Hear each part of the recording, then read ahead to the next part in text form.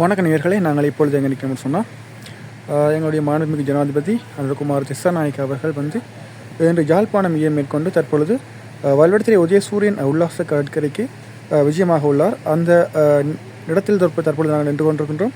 அந்த வகையில் பிரசோனிகளுக்கு மத்தியில் நாங்கள் இப்போது உள்ளே வந்து அவருடைய வரவிற்காக காத்து கொண்டிருக்கின்றோம். அந்த வகையில் ஏற்பாடு செய்யப்பட்டுள்ள இந்த மேடை மற்றும் ஆசனங்கள் பற்றிய வீடியோ தான் நீங்கள் பார்த்து கொண்டிருக்கீங்க.